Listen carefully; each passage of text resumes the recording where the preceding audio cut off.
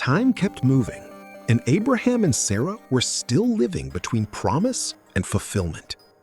That space between waiting and fulfillment can quietly exhaust the soul, because delayed answers create difficult questions inside the human heart. Questions like, what if I heard God wrong? Or what if this never happens? Waiting seasons reveal what people truly believe.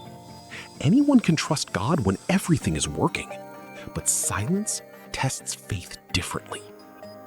Abraham had already made mistakes trying to help God's promise happen.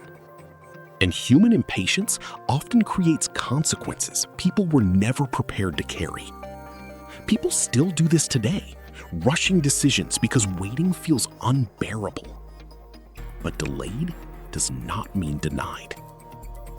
One day, after years of silence, God finally moved. The Lord visited Sarah exactly as he had promised. Not when society thought it made sense, but exactly when God decided.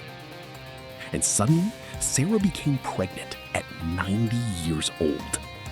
The same woman who laughed at the promise was now carrying the miracle.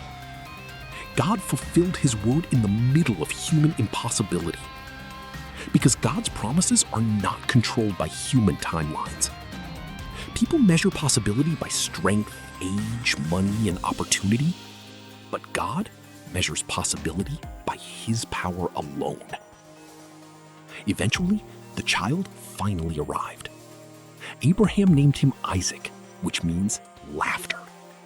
The same laughter that once carried disbelief now carried joy.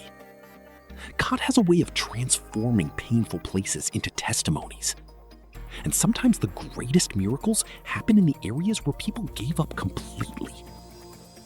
But even miracles can create new tensions people never expected. Because Isaac's arrival changed the entire atmosphere inside Abraham's household. Promises from God often expose hidden conflicts that were already there. Not every blessing arrives peacefully. And Abraham was about to discover that answered prayers can still lead into difficult seasons. Because the story of Isaac was only beginning.